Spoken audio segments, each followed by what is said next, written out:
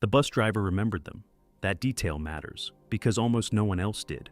He said the 3 children boarded at the Glenelg terminus that morning, January 26, 1966, Australia Day, and they were laughing. The oldest, Jane, was 9 years old. She had her brother Grant on one side, he was 7, and her little sister Arnna on the other, who had just turned 4. They were heading home to Somerton Park, 5 stops, a route they had taken before. The driver watched them in his mirror. He said they seemed fine. He said he thought nothing of it. He drove on, and the 3 children never arrived home. Their mother, Nancy Beaumont, had agreed to let them make the trip alone. It was a different era, a time when children roamed freely on summer holidays, when parents trusted the world in a way that seems almost incomprehensible now. The beach at Glenelg, South Australia, was only 11 kilometers from their home in Somerton Park. Nancy expected them back by noon, or perhaps a little after. When 2 o'clock came and went, she began to worry. When 3 o'clock arrived and the house remained silent, she walked to the bus stop and stood there, watching the road. By nightfall, she was certain of what she could not yet bring herself to name. The disappearance of Jane, Grant, and Arnna Beaumont on the 26th of January 1966 is the largest unsolved case in Australian history. Not the most violent, not the most infamous in its immediate aftermath, but the most enduring, the one that cracked something open in the national psyche and never let it heal. Australia had been, before that day, a country that still trusted summer, that still sent its children to the beach alone, that still believed the world was essentially kind. After the Beaumont children, it never would again. South Australia in January is a particular kind of heat, not the wet, suffocating heat of the tropics, but a dry, bleaching, relentless heat that makes the world look overexposed, as if reality itself has been pushed one stop too far. Adelaide was, in 1966, a city of churches and quiet civic pride, conservative, orderly, a place that still operated on the assumption that danger was something that happened elsewhere.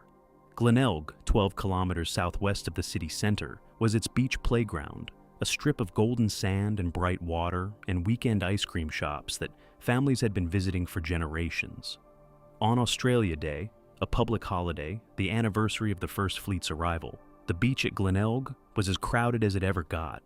Thousands of people. The Beaumont children arrived by bus around 10 in the morning.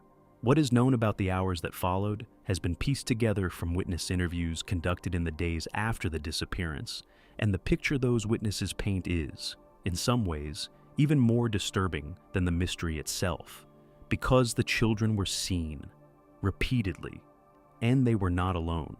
Grant Beaumont, the 7-year-old, had received some pocket money for the holiday, enough for bus fare and perhaps a modest treat. But witnesses at Glenelg that day reported seeing the 3 children with a man they did not recognize. They reported seeing the children buy items, food, from one of the beach shops, that their pocket money should not have been sufficient to cover. There are witness accounts of the children playing with this man on the beach, of him throwing a ball with Grant, of him sitting close to the family group in a way that appeared, to those who noticed it, to be comfortable, familiar, as if they knew each other. The accounts are consistent enough to trust. The man has never been identified. Jim and Nancy Beaumont were, by all accounts, a steady working-class couple in Somerton Park. Jim worked as a traveling salesman, which meant Nancy was often alone, managing the 3 children through the week. Jane, the eldest, was a capable girl, mature for her 9 years, the kind of child who took her role as older sibling seriously. She was described by her teacher as quiet, responsible, and gentle. Grant was boisterous, energetic, a 7-year-old, and little Arnna, at 4, was still largely in Jane's orbit. Wherever Jane went, Arnna followed, holding her sister's hand or trailing a half step behind. The decision to let the children make the trip to Glenelg alone was not unusual for the time or the family. They had done it before without incident. Nancy Beaumont would later say, in one of the most painful public statements any parent has ever had to make, that she had trusted the world, that she had believed, as everyone believed then, that a beach crowded with thousands of Australians on a national holiday was simply not the kind of place where terrible things happened. She never recovered from the knowledge that she had been wrong. Jim Beaumont would outlive his wife, dying in 2004 without ever knowing what had happened to his children. Nancy died in 1995, carrying the absence like a physical weight for nearly 3 decades. The investigation, launched on the night of January 26, 1966, was the largest in South Australian history at that point. Within 48 hours, more than 200 police were involved. The beach at Glenelg was searched, the dunes were searched, the surrounding streets, the parks, the storm drains, the houses, all of it methodically combed by officers who were simultaneously trying to reconstruct the children's movements from a beach that had held thousands of witnesses, none of whom had understood what they were seeing while they were seeing it. What emerged from those early interviews was, for the first time, the description of the man. Multiple witnesses described the same figure, a tall man, lean, with blonde or fair hair, appearing to be in his 30s. He was wearing light-colored clothing, appropriate for the beach. He had, according to those who saw him interact with the children, a quality that was difficult for witnesses to name. Not aggressive, not alarming, but somehow unusually at ease with the 3 children, in a way that read as friendly without being conspicuously familiar. Several witnesses used the word comfortable. One woman said the children appeared happy with him. This is among the most disturbing details of the early investigation, not because the man appeared threatening, but precisely because he did not.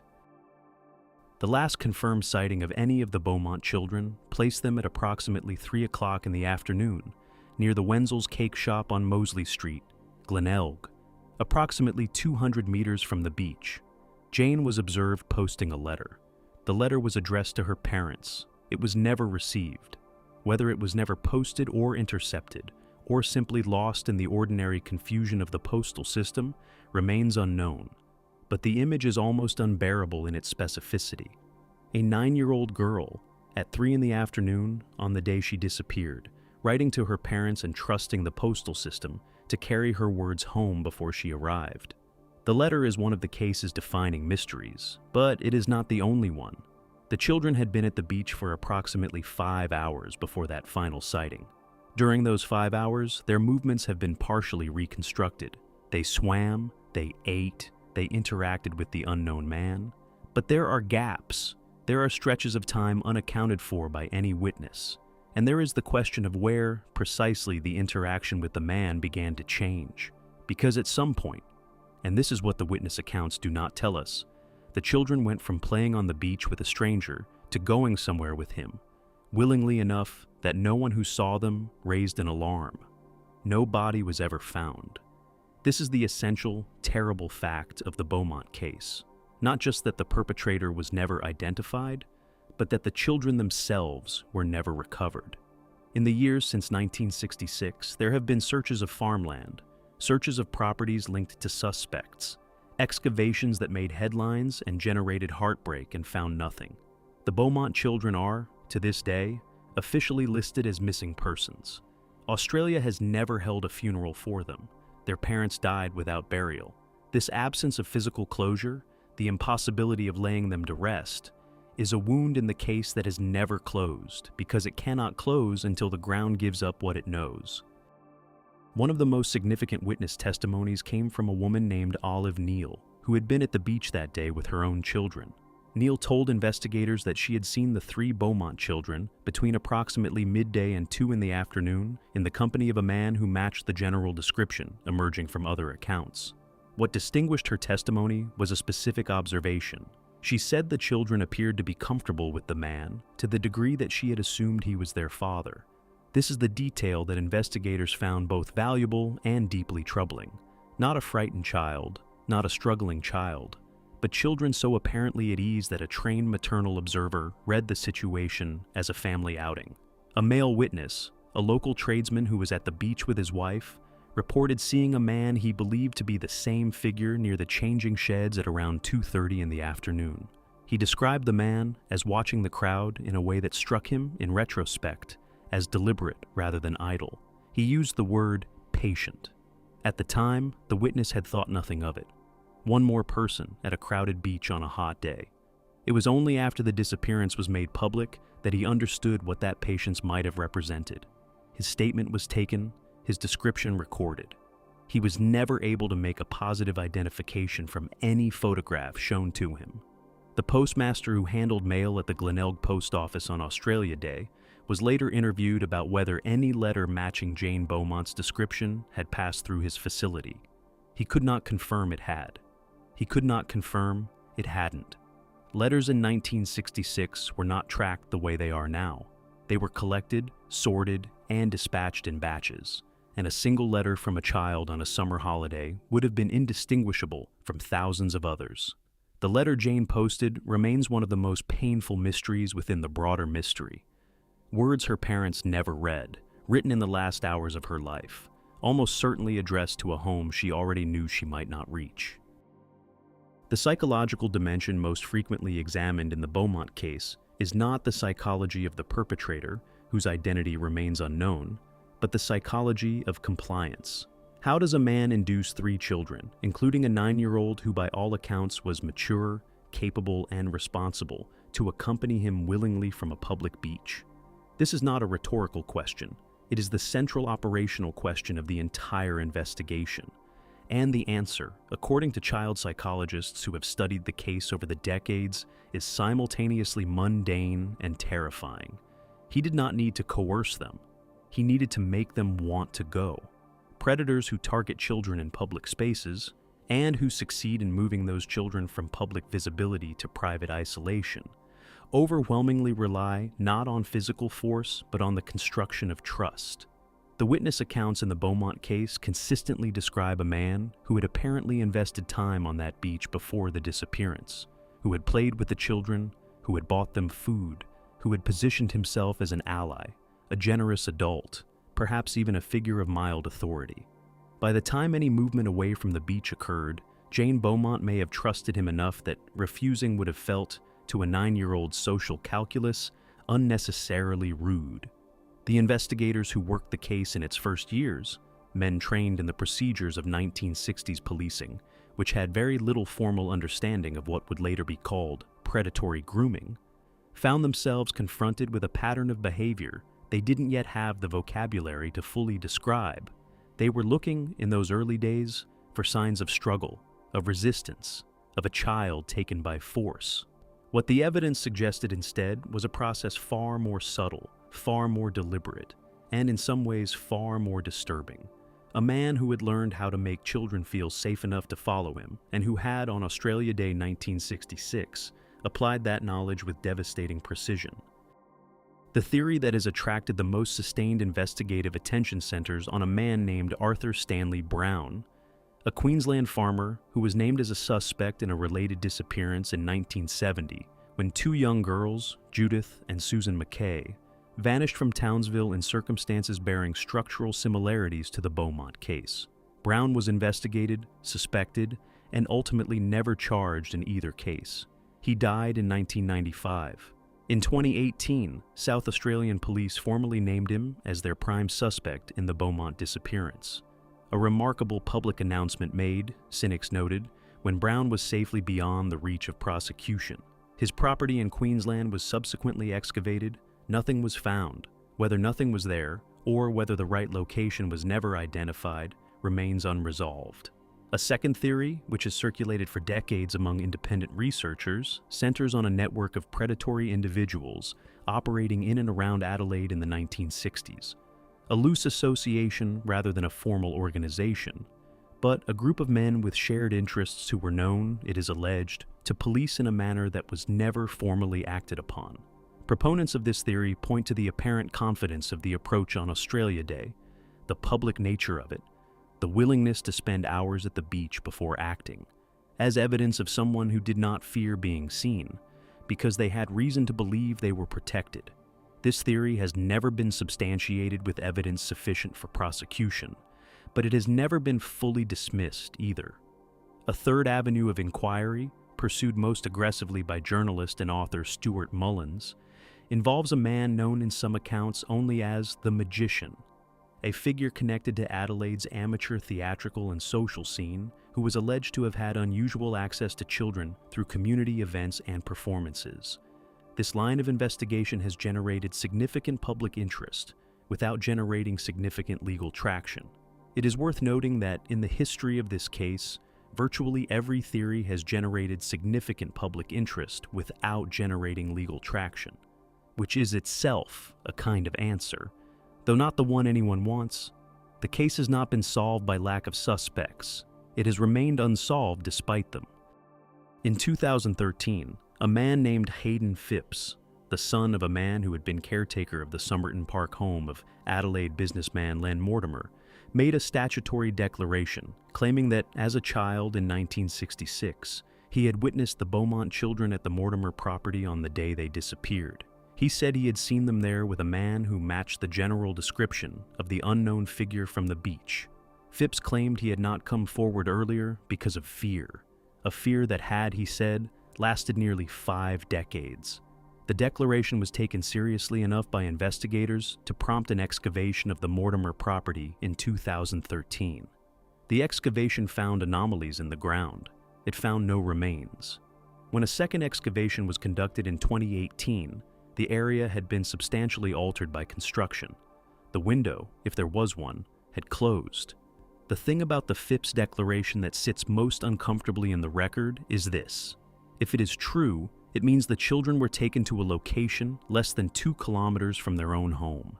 It means they were held, however briefly, within walking distance of the house where their mother was beginning to count the minutes since the bus should have arrived. It means the distance between the children and their parents in those final hours was not the vast geographical separation that violent abductions often create, but something much smaller, much more intimate, and somehow, because of that, much harder to bear. There is also the matter of the psychic. In 1967, a Dutch clairvoyant named Gerard Croiset was brought to Australia by the families, at private expense, to assist in the investigation. Croiset had worked with police in Europe on several cases with results that were, depending on your epistemological starting point, either impressive or coincidental. He nominated a specific property in Glenelg as significant. He was specific about a building, a water feature, a basement or lower floor. The nominated location was searched. Nothing was found. What makes this episode disturbing is not the presence of the psychic, but what it tells us about the desperation that had already set in by 1967, less than 2 years after the disappearance, and the degree to which every available avenue was being exhausted in the absence of a single concrete lead. The families were trying everything, and everything was not enough. Professor Paul Wilson, one of Australia's most prominent criminologists and author of research specifically addressing the Beaumont case, has argued that the most likely solution lies in the intersection of 2 facts that the investigation consistently struggled to hold simultaneously. First, that the perpetrator had significant prior knowledge of the children's habits and routines, and second, that he had also had experience in some other context of approaching children in ways that did not trigger adult alarm. Wilson's position is that these 2 qualities together point towards someone embedded in the social geography of the Somerton Park and Glenelg area, not necessarily known to the Beaumont family personally, but known to the world they moved through. Detective Chief Inspector Des Bray, who headed the South Australian Major Crime Investigation Branch and led the most recent formal review of the case, stated publicly in 2013 that investigators remain confident the case could be solved, not through new witnesses, but through new information from individuals who had been alive in 1966 and who, for whatever reason, had not yet come forward. This is the category of information that experienced cold case investigators identify as the most common source of resolution in long unsolved cases. Not new forensic evidence, not technological advances, but human beings who have been carrying knowledge for decades and who eventually reach a point, through age, through conscience, through the death of a person they were protecting, at which they can no longer maintain the silence. Dr. Xanthe Mallet, a forensic anthropologist who has publicly commented on the evidentiary challenges of the case, has noted that the absence of physical remains is the single greatest obstacle to resolution through forensic means. Without remains, there is no cause of death to establish, no DNA to compare against suspects, no physical evidence linking a specific location to the crime. The case exists almost entirely in the domain of witness testimony and documentary record, both of which have been severely compromised by the passage of nearly 6 decades. Mallet's assessment is not pessimistic, but it is honest. The most likely route to resolution is a confession, or its closest equivalent. Someone who knows, deciding finally that the knowledge is too heavy to carry alone. The questions the Beaumont case leaves open are not the kind that feel like puzzles to be solved. They feel like wounds. Who was the man on the beach, and how had he come to be so confident in his approach that he could spend hours in a crowded public space preparing it? Were the Beaumont children the first he had done this to, or merely the most public? What did Jane write in the letter she posted, and was she writing because she was frightened, or because she was, impossibly, heartbreakingly, still expecting to be home for dinner? Where are they? In nearly 60 years of searching, no remains have been found. The earth of South Australia has given back nothing. This is not a mystery that has been exhausted. It is a mystery that has refused to end. And there is the question that never appears in official case files, but that haunts anyone who spends time with this material. What did the man do after? Did he return to an ordinary life? A job, perhaps? A family of his own? Ordinary conversations with ordinary people about ordinary things? Did he watch the coverage in the days after January 26th and feel something, or feel nothing? Is it possible that someone who knew him, who sat across a dinner table from him, or worked beside him for years, carries some fragment of knowledge, not enough perhaps to recognize as evidence, but enough to have made them uncomfortable, enough to have left them with a feeling they could never quite name? The Beaumont case did something to Australia that cannot be measured in case files or conviction rates. It ended something. Before January 26, 1966, Australian children moved through the world with a freedom predicated on a collective, unstated agreement that the world was safe enough for them. After that day, that agreement was quietly, permanently revoked. Not all at once. These things never happen all at once. But gradually, over the years that followed, as the case remained unsolved and the reality of what it implied settled into the national consciousness, the free-ranging child of the early 1960s, the one who took the bus to the beach alone, who played until dark, who trusted adults, is now a figure from a world that no longer exists. The Beaumont children did not just disappear, they took something with them. Jane was 9, Grant was 7. Arnna had just turned 4. They went to the beach on a summer holiday, and they never came back. And in nearly 60 years, the world has not managed to account for them, to say with certainty what happened, or why, or where they are. Their names appear in Australian public life the way the names of the unrecovered always appear, present but incomplete, signifying both what is known and the permanent, irreducible weight of what is not. Somewhere in the ground of South Australia, or in the memory of someone still living, there is an answer. The country has been asking the question for 6 decades. The silence that has answered it is one of the most eloquent and terrible things the Australian criminal record contains. If you enjoy dark mysteries and forbidden history, subscribe to the Black Archive.